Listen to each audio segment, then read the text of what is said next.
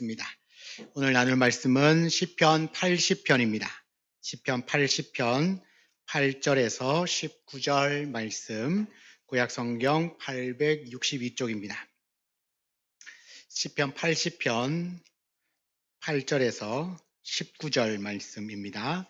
같이 한번 천천히 합독하겠습니다. 주께서 한 포도나무를 애굽에서 가져다가 민족들을 쫓아내시고 그것을 심으셨나이다.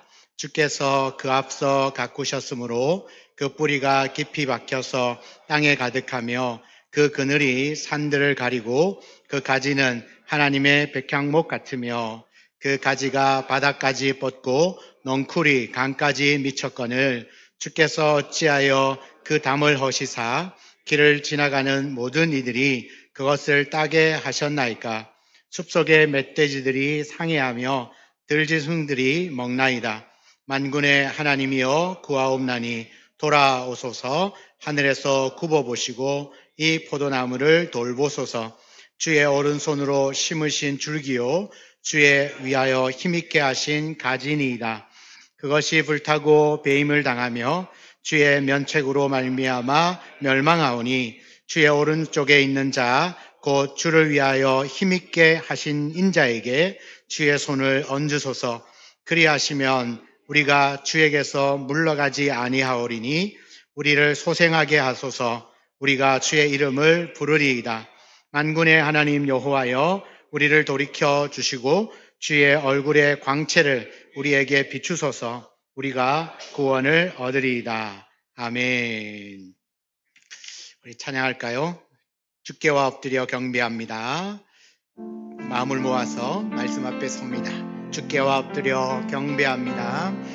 주께와 엎드려 경배드립니다. 주 계신 곳엔 기쁨 가득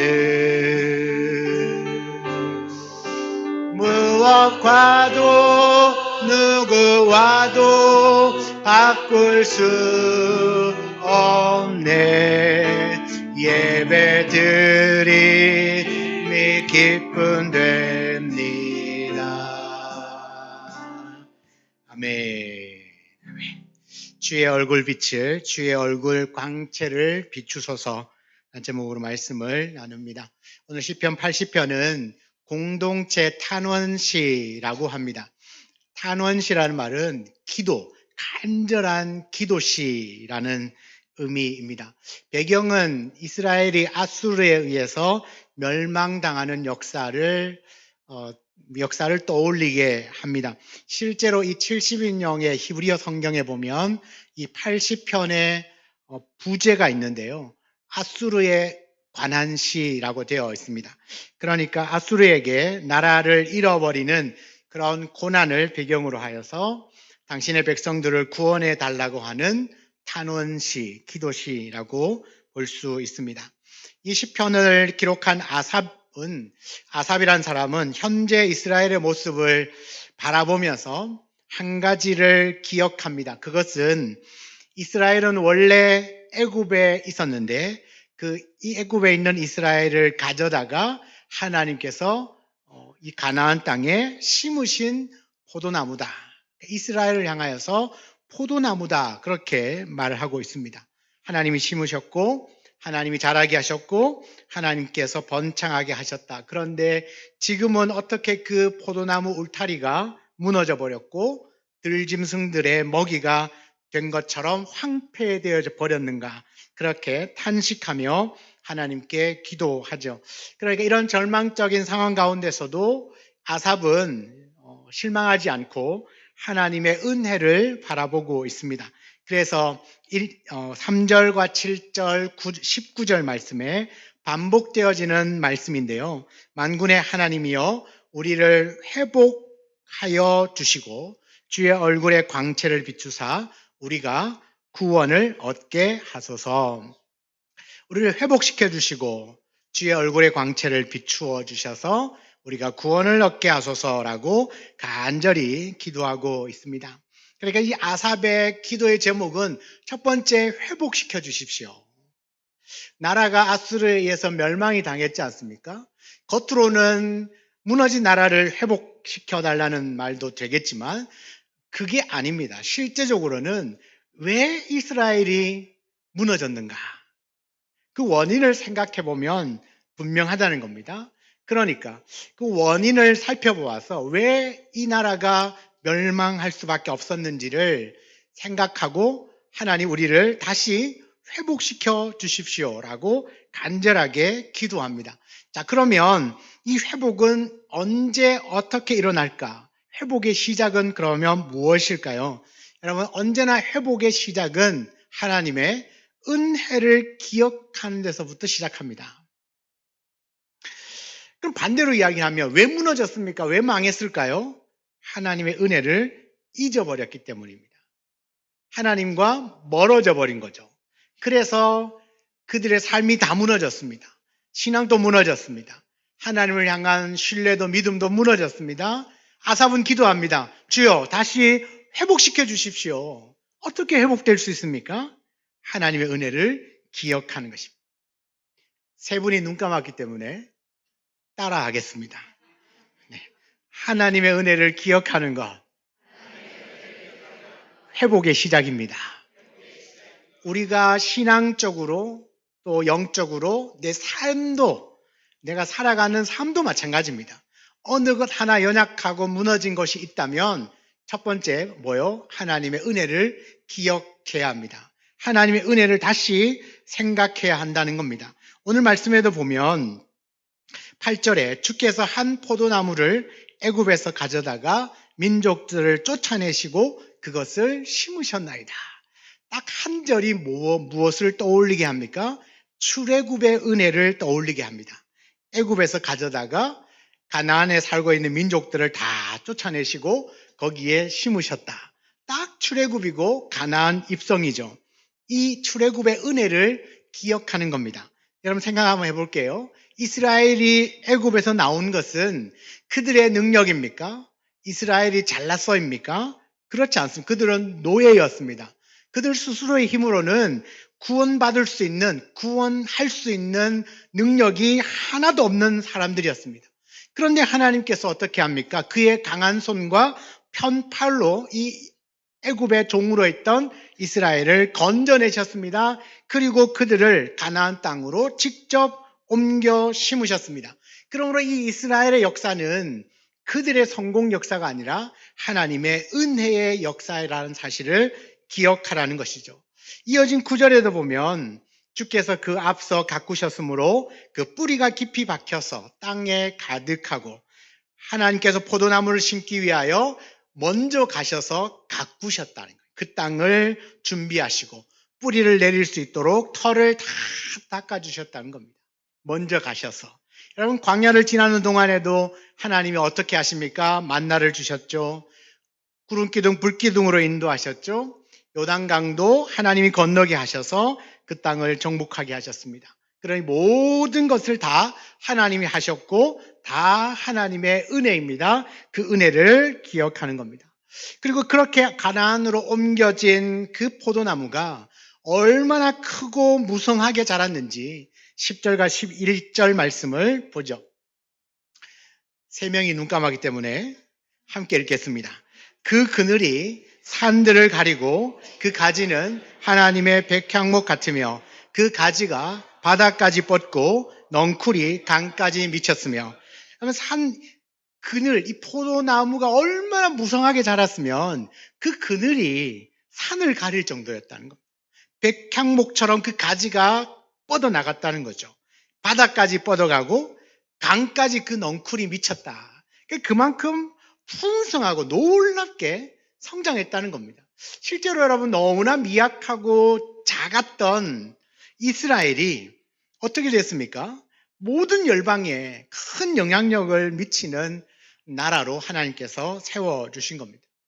그러니까 그것을 뭐요? 그렇게 풍성하게 해주신 하나님의 은혜를 기억하라. 모든 게 다 하나님의 은혜였다는 거죠. 그 은혜를 기억하라는 겁니다. 그래야 회복이 시작되는 것입니다. 여러분 이 가나안 땅에 심겨진 포도나무, 하나님이 옮겨 심은 포도나무, 그리고 그 포도나무가 아주 풍성하게 자랐습니다. 자, 이 포도나무가 멋지고 너무 좋은 나무여서 풍성하게 자랐습니까? 아닙니다. 그 포도나무를 가꾸어 주신 농부의 능력입니다. 그 농부는 하나님이시죠. 여러분, 농부 때문에 옮겨 심게 됐고, 그리고 그곳에서 풍성하게 성장할 수 있었습니다. 여러분, 오늘날 우리도 마찬가지입니다. 우리가 신앙생활을 해온 것은 우리의 열심이 아니에요. 내가 믿음이 너무 좋아서 지금 이 자리에 있는 게 아니라는 겁니다. 오직 하나님의 은혜 때문입니다. 우리의 가정이 존재하는 것도 하나님의 은혜입니다. 우리 교회가 존재하는 것도 하나님의 은혜입니다. 지금까지 내가 살아온 모든 순간도 다 하나님의 은혜입니다. 그런데 우리는 종종 나에게 어려움이 있거나 힘든 일이 생기면 지금까지 베풀어 주신 하나님의 은혜를 잊어버리는 거예요. 하나님의 은혜를 잊어버리는 순간 하나님과는 멀어집니다. 그러면 무너지기 시작합니다. 삶이 무너지고, 가정이 무너지고, 내 신앙이 무너지고, 내 믿음이 무너지기 시작해요. 이 멀어지고 은혜를 잊어버리면 그때부터 스물스물 하나씩 멀어져요. 그래서 성경은 하나님은 반복해서 우리에게 하시는 말씀이 있습니다. 그게 뭐냐면 신명기 24장 18절인데 같이 읽습니다. 너는 애굽에서 종되었던 일과 내 하나님 여호와께서 너를 거기서 속량하신 것을 기억하라. 기억하라. 너는 기억하라는 겁니다. 어떻게 여기까지 왔는지, 지금 여러분이 어떻게 지금 이 순간 이 자리에서 예배할 수 있는 사람이 되었는지를 기억하라는 겁니다. 여러분, 기억하면 나오는 답은 정해져 있어요. 하나밖에 없어요. 우리 믿음의 성도들이 내가 지금 이만큼 살아갈 수 있는 이유, 지금 내가 이 자리에서 믿음으로 예배의 자리에 있을 수 있는 이유, 내가 지금 이런 가정을 꾸리고 자녀들이 잘 성장하고 있고 또 하는 직장 생활을 하고 있고 이 모든 걸 생각해 보면 한 가지 답밖에 없어요. 하나님의 은혜다. 여러분, 이 하나님의 은혜를 기억하는 사람만이 믿음을 지킬 수 있습니다. 이 은혜를 잊어버리는 순간 믿음으로부터 멀어지게 되죠. 그래서 이스라엘의 지금 황폐해져 있는 현실을 보면서 아삽이 시를 통하여서 하고 싶은 이야기가 뭡니까? 하나님의 은혜를 기억해야 합니다. 왜냐하면 그 하나님이 우리를 심으셨고 그 하나님이 우리를 회복시켜 주시기 때문입니다. 나를 진정 회복시킬 수 있는 분은 하나님 한 분밖에 없음을 믿으시기 바랍니다. 그래서 오늘 이 말씀 안에서 보면 하나님이 포도나무를 심었지 않습니까? 여러분, 이스라엘은 포도나무인데 실패한 포도나무입니다. 농부가요, 열심히 가꾸고 키웠는데 실제로는 열매를 맺지 못했습니다. 열매 맺지 못한 포도나무였습니다. 실패했어요. 그런데 예수님이 요한복음 15장에 가면 이렇게 말씀하세요. 요한복음 15장 1절에 나는 참 포도나무요, 내 아버지는 농부다. 이스라엘을 포도나무로 비유를 했는데 요한복음에 갔더니 예수님이 말씀하시기를 나는 참 포도나무다. 내가 참 포도나무다. 그리고 내 아버지 하나님은 농부이시다. 그렇게 말합니다. 이 말씀은 무슨 이야기냐면 이스라엘은 열매 맺지 못한 실패한 포도나무였습니다. 그러나 참 포도나무 되시는 예수님은 그 이스라엘의 실패를 뒤로하고 완전하게 성공한 좋은 열매 맺는 포도나무이시다라는 겁니다. 그런데 우리는 그리고 난 다음에 예수님이 참 포도나무이신데 실패한 포도나무는 열매를 맺지 못하지만 그 다음 말씀에 뭐라고 말하냐면 너희는 가지다라고 말합니다. 너희는 가지다. 예수님은 참 포도나무이시고 너희는 가지다라는 겁니다. 나 혼자 있을 때는 좋은 열매를 맺지 못했어요. 그런데 참 포도나무 되신 예수님께 붙어 있는 가지가 되는 거예요. 어떻게 붙을 수 있습니까? 덧붙이는 거죠. 저는 이 덧붙임이 정말 신기하더라고요. 어떻게 그럴 수가 있는지. 분명히 별로 안 좋은 열매를 맺었던 나무인데 좋은 나무에다가 접붙임을 하니까 좋은 열매를 맺더라고요. 농사 지으시는 분들 다 해보셨죠? 저는 진짜 그게 너무 신기한 것 같아요. 잘 보세요. 오늘 시편의 아삽은 이스라엘이 포도나무인데 열매 맺는데 실패했어요. 그런데 그 가지를 꺾어다가 참 포도나무이신 예수님께 접붙이는 거예요. 그러면 이제 이 가지에서도 좋은 열매를 맺을까요? 못 맺을까요? 맺겠죠. 여러분, 여기에서 우리의 해답이 있어요. 우리에게는 소망이 없어요. 내가 어떤 열정, 어떤 믿음, 어떤 삶으로 열매 맺을 수 있을까요? 좋은 열매 맺는 좋은 나무가 될 수 있을까요? 여러분, 이건 정말 쉽지 않은 이야기입니다. 그런데 너무나 감사하게도 농부이신 하나님이 이 좋은 열매 맺지 못하는 이 가지를 꺾어다가 참 좋은 열매를 맺는 참 포도나무에다 접붙여 주신 거예요. 누가요? 농부이신 하나님이. 내가 한 게 아니에요. 농부이신 하나님이 이 가지를 꺾어다가 참 포도나무에 접붙여 놨더니 좋은 열매를 맺게 되는 나무가 되더라. 그러니까 우리가 어떻게 회복이 되고 어떻게 좋은 나무가 되는가? 환경, 여건, 조건, 이유, 문제 아니에요. 그런 것과는 전혀 상관없습니다. 우리의 유일한 소망은 참 포도나무 대신 예수 그리스도께 있습니다. 그러면 진정한 회복은 어디서 온다는 이야기입니까? 예수 그리스도에게로부터 옵니다. 그러므로 우리가 기억해야 될 것은 분명합니다. 여러분을 구원해 주신 분이 누구이십니까? 대답을 하셔야 됩니다. 지금부터 대답합니다. 여러분을 구원하여 주시는 분이 누구이십니까? 여러분을 여기까지 인도하신 분은 누구이십니까? 여러분의 삶의 수많은 은혜로 풍성하게 채워주신 분이 누구이십니까? 여러분, 그 하나님, 그 예수 그리스도이십니다. 여러분, 그분은 우리를 심으셨고, 그분은 우리를 풍성케 하셨으며, 그분은 다 말라 비틀어진 가지를 좋은 나무에 접붙여 주셔서 좋은 나무, 좋은 열매가 되게 하여 주신 분이 바로 우리를 사랑하시고 우리를 구원하여 주시는 하나님이심을 믿으시기 바랍니다. 우리의 소망은 오직 그분께 있습니다. 나의 회복도 오직 그분께 있어요. 그분을 떠나는 순간 모든 것이 끝나지만 그분의 은혜를 기억하고 다시 돌아가는 순간 모든 것은 회복되게 되어 있습니다. 여러분, 오늘 이 아삽의 시를 보면 이 그렇게 풍성했던 포도나무가 지금 어떻게 되었다고 말합니까? 12절과 13절에 보면 주께서 어찌하여 이 담을 허시사, 담장이 허물어졌어요. 길을 지나가는 모든 이들이 그것을 따게 하셔서 그 열매를 다른 사람이 다 따가버립니다. 심지어는 13절에 보면 숲속에 멧돼지들이 상해하고 멧돼지들이 내려와가지고 다 부셔버립니다. 들짐승이 다 먹어버려요. 저는 촌에 살아서 이거 너무 잘 압니다.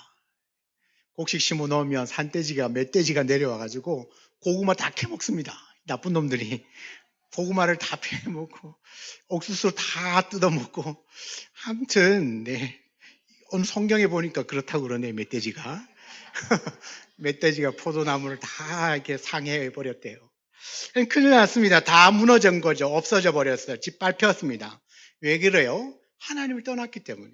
여러분, 그 구약에 나오는 그 많은 선지자들이 한결같이 하는 이야기가 왜 이스라엘이 망했는가? 하나님을 떠났기 때문이다. 그래서 끊임없이 선지자가 하는 이야기는 여호와께로 돌아가자. 하나님께로 돌아가야 된다. 호세아가 그렇게 피 터지면서 여호와께 돌아가자. 여호와를 알아야 된다라고 핏대 세워서 말한 겁니다. 왜요? 그래야 우리에게 회복이 있으니까요. 소망이 있기 때문에 하나님께로 돌아가자고 말합니다. 다 무너졌습니다. 그러나 하나님께로 돌아가면 다시 일으켜 세워주실 줄 믿습니다. 그래서 14절에 이렇게 말해요. 만군의 여호와여 구하옵나니 돌아오소서. 하늘에서 굽어보소서. 이 포도나무를 돌보소서. 여러분, 이건 정말 간절한 기도예요. 제가 풀어보겠습니다. 하나님 돌아오십시오. 하늘에서 좀 내려다 보시고 포도나무인 우리를 좀 보살펴 주십시오. 그렇게 간절하게 기도하고 있는 겁니다. 하나님 돌아오십시오. 하나님 떠났습니까? 아니, 하나님이 떠난 게 아니라 이스라엘이 떠났죠. 그런데 이제 우리 입장에서 하나님 앞에 간구하는 겁니다. 하나님 좀 돌아오십시오. 그리고 하늘에서 좀 내려다 보시면서 우리를 좀 돌봐주시면 안 됩니까? 그렇게 간절하게 하나님의 도우심을 간구하고 있습니다. 여러분, 왜 이렇게 하나님에게 돌아오라고, 하나님 좀 돌봐달라고 말합니까?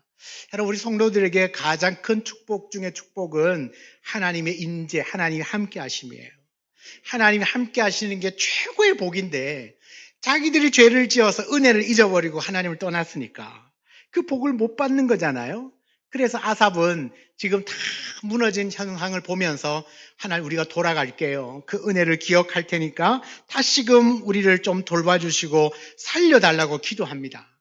그 결정적인 기도문이 뭐냐면 19절입니다.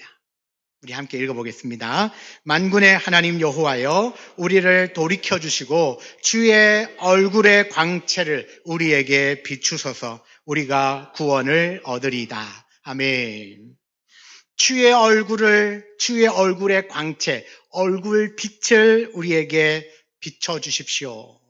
주님의 얼굴 빛. 우리가 주님의 얼굴, 하나님의 얼굴이 뭡니까? 여러분, 하나님 얼굴 보신 적 있습니까? 보신 분들은 좀 심각하신 분인데, 하나님 얼굴을 보시면 안 됩니다. 네, 볼 수 없습니다. 그분은 영이시기 때문에 하나님 얼굴 봤다고 하시는 분은 좋은 병원을 소개시켜 드려야 돼요. 이건 약물 치료와 갈굼이 필요합니다. 이 얼굴을 볼 수가 없어요. 자, 그런데 하나님의 얼굴 빛을 내게 비추어 달라. 여러분, 이 얼굴은요, 히브리어로 하면 파님이라고 합니다. 파님.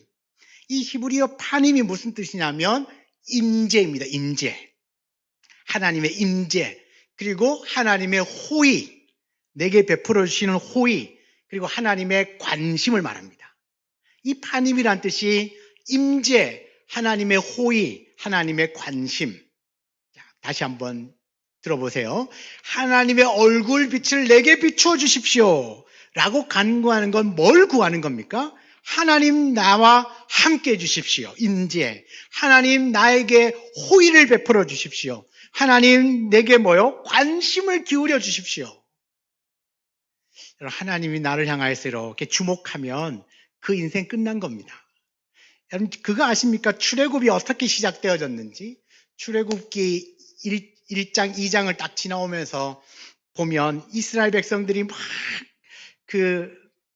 종으로 있는 동안에 고통당하고 힘들어서 하나님께 막 부르짖을 때 딱 성경 한 구절은 이렇게 이야기합니다. 하나님이 그들을 주목하셨다. 보신 거죠. 하나님이 보시는 거예요. 이게 뭐라고요? 파님이에요. 제가 우리 집사님을 보려면 고개를 돌려야 되잖아요. 그죠? 이게 나를 보는 거거든요. 나를 보는 게 얼굴빛을 내게 비추어 달라는 거예요. 하나님 얼굴 내가 좀 보게 해달라는 거잖아요. 하나님 내게 호의를 베풀어 주시고 은혜를 베풀어 주시고 내게 관심을 좀 기울여 주십시오. 하나님이 내게 얼굴 빛을 비추는 순간 하나님의 은혜가 우리에게 충만하게 임하게 되는 줄 믿습니다. 그래서 민수기 6장 25절에 여호와는 주의 얼굴을 내게 비추사 은혜 베풀기를 원하시며, 이런 대제사장의 기도문 가운데 이런 문구가 있다는 거예요. 하나님의 얼굴을 내게로 비추어서 은혜 베풀어 주십시오. 하나님이 나에게 얼굴 빛을 비추시면 은혜가 우리에게 충만하게 임하게 되는 겁니다. 하나님의 얼굴이 비춰지면 은혜가 임하고, 하나님의 얼굴이 비춰질 때 길이 열립니다. 막혔던 길이 열리게 되고, 하나님의 얼굴 빛이 비추어질 때 우리의 죽어있던 심령도 다시 살아나게 될 줄 믿습니다. 그러므로 여러분, 우리가 간구하는 것은 하나님의 얼굴 빛이 여러분의 삶에 비추어져야 합니다. 하나님의 얼굴 빛이 여러분의 가정에 비추어져야 합니다. 하나님의 얼굴 빛이 우리 교회에 비추어지기를 주의 이름으로 축복합니다. 그 빛이 비추어지면 그때부터 다시 살아나는 겁니다. 멀어져서 답답하고 억울하고 힘들고 고난 있고 염려 있고 불안 있고 두려워하지만 하나님의 얼굴빛이 비추어지는 순간 싹 사라지는 거예요. 없어지는 거죠. 언제 그랬냐는 듯이 말끔하게 지워집니다. 왜요? 이 빛이 들어가면, 이 얼굴빛이 들어가면 어둠은 머무를 수가 없잖아요. 그거 아십니까? 세상에서 제일 빠른 게 어둠이라고. 빛을 딱 비치면 이 빛을 비춰주는 순간 어둠은 달아나잖아요. 아직도 이해 못하셨으면 집에 가서 생각해 보시고. 가장 빠른 게 어둠이라고 그러더라고요. 빛이 들어가면 어둠은 존재할 수가 없습니다. 다 떠나가게 되어 있습니다. 그러니 하나님 나에게 하나님의 얼굴빛을 비추어 주시고, 우리 가정에 하나님의 얼굴빛을 비추어 주시고, 우리 교회에, 나의 생터에, 나의 직장에, 내가 살아가는 삶의 모든 현장에 하나님 그 얼굴빛을 비추어 주시옵소서. 그때 비로소 진정한 회복이 시작되는 줄 믿으시기 바랍니다. 여러분, 이 얼굴빛을 비추고 새롭게 회복되어진 하나님의 사람들은 반드시 다시 하나님 앞으로 나아오게 되어 있습니다. 회개의 자리로 나옵니다. 은혜의 자리로 나오고 십자가 앞으로 나오게 되어 있습니다. 사랑하는 여러분, 이 하나님의 얼굴빛이 나의 인생에 비추어지기를, 여러분 혹시나 하나님의 은혜를 잊어버려서 혹시 하나님과의 거리가 조금 멀어졌을지라도 오늘 이 시간 이 말씀을 듣고 하나님 나에게 그 얼굴빛을 비추어 주십시오. 그 간절한 기도 한마디가 하나님이 고개를 돌려서 여러분을 바라보게 되는 놀라운 기도의 제목이 될 줄 믿습니다. 이 얼굴빛이 비추어질 때 우리의 심령이 살아나고 또 우리 교회가 새로워지고 여러분의 가정이 참으로 복된 믿음의 가정으로 다시 일으켜 세워주실 그 하나님을 믿는 믿음으로 오늘도 이 간절한 기도가 저와 여러분의 기도가 되기를 주의 이름으로 축원합니다. 같이 한번 기도하겠습니다. 오늘 주신 말씀을